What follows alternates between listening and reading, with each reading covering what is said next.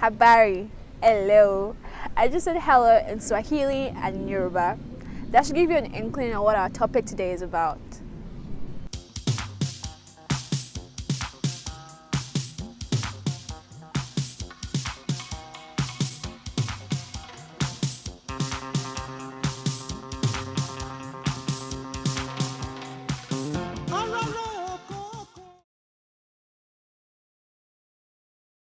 Hello everyone, you're welcome to another episode of the Syncopa Pan-African series. My name is Gabriella and today's topic is so cool. We're going to be looking at African languages and their influence outside the continent. Africa is such a diverse continent, and the number of languages spoken is a testament to this. The total number of languages natively spoken in Africa is variously estimated at between 1,250 and 2,100, and by some counts at over 3,000. Nigeria alone has over 500 languages according to SIA Ethnologue and the African Language Program at Harvard, and is considered to be one of the greatest concentrations of linguistic diversity in the world. One of the notable differences between Africa and most other linguistic areas is its relative uniformity. With few exceptions, all of Africa's languages have been gathered into 4 major families. Most of the languages are primarily oral, with little available in written form. The languages of Africa break down into 4 large families known as phyla, with an additional Austronesian family spoken in Madagascar. The 4 continental language families are Niger-Congo. Now this language family, with approximately 1,300 to 1,650 languages, is the largest of the 4. It is also the largest language family in the world. The Niger-Congo languages inhabit Western, Central, Eastern and Southern Africa.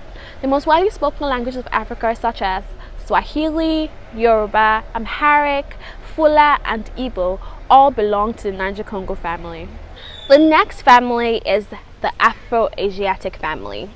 Now this family is second in size to Niger-Congo and has about 200 to 300 member languages in Africa.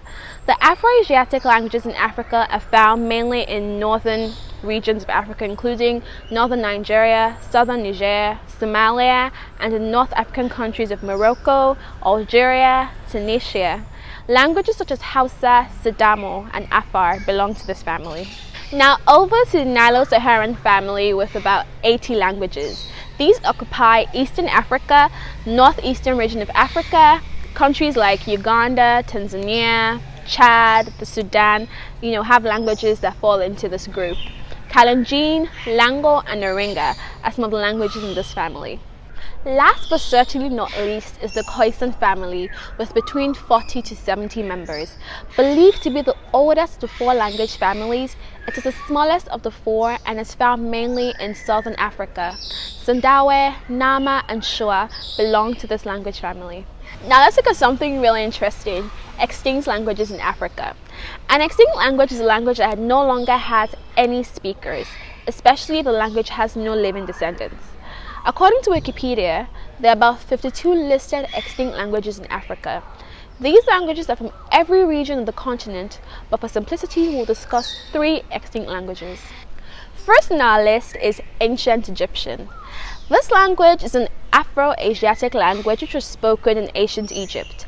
Its attestation stretches over an extraordinarily long time, from the Old Egyptian stage around the mid-4th millennium BC in the Old Kingdom of Egypt. Its earliest known complete written sentence has been dated to about 2690 BC, which makes it one of the oldest recorded languages known, along with Sumerian. Its writing system includes hieroglyphs, cursive hieroglyphs, and Coptic. Next on our list is Isuma. It is an extinct language of uncertain classification within the Kwa branch of the Niger-Congo family, once spoken in Assini and Mafia villages in Ivory Coast. This language became extinct in the 1800s when speakers switched to the Anyin and Nzima languages. Now, the final extinct language of Africa on our list is Yeni. The Yeni language is an extinct language of Cameroon, formerly spoken around Yeni Mountain in the Inyalang area.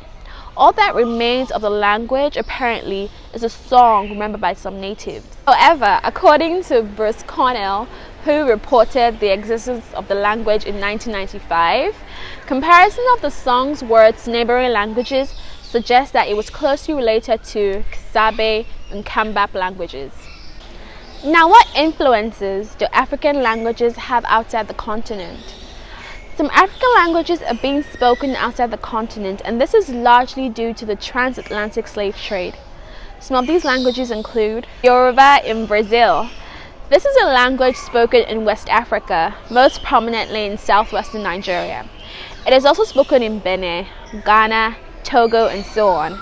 During the transatlantic slave trade, Yoruba speakers brought their language Yoruba, which is spoken in parts of Brazil's Bahia state. Now, Brazil has a very strong Yoruba culture. For example, masquerades traditional to the Yoruba, known as Egungun, can also be found in Brazil, just as they can be found on the streets of Lagos. It is alleged that Yoruba could become one of Brazil's official languages. It is also spoken in parts of Cuba. Next is Akan in Jamaica. Akan is a central Tano language and the principal native language of the Akan people of Ghana. Spoken over much of the southern half of Ghana, about 80% of Ghana's population can speak Akan, but about 44% of Ghanaians are native speakers. It is also spoken in parts of Côte d'Ivoire. Now, Jamaican Patois is a colorful mix of several languages, passed down from both their ancestors and remnants of their colonial past. Akan is one of the languages that forms this colorful mix. Words like Bafan, Kokobe, and Brony are words in Jamaican Patois that are of Akan origin. Next is Igbo in Haiti. This is the principal native language of the Igbo people, an ethnic group of southeastern Nigeria. The Igbo, whose traditional territory is also called the Bight of Biafra, also known as the Bight of Bonny, became one of the principal ethnic groups to be enslaved during the transatlantic slave trade. Igbo is also spoken in Equatorial Guinea, where it is regarded as a minority language. Overall, people who speak this language reportedly make up about 0.36% of the world population. In Haiti, there were many Igbo slaves. This is a Creole saying of "Nous c'est Igbo," meaning we are Igbos. Slaves kept some of their language, and today, some Haitians still contain Igbo elements within their Creole. African languages have obviously influenced the way some parts of the world speak and communicate. They are the tongues of our ancestors, and it's only fitting for us to create conversations around them and embrace them. I hope you found this interesting and informative. Please give us a thumbs up, share with your contacts, and subscribe to our channel. Thank you so much for watching. Goodbye.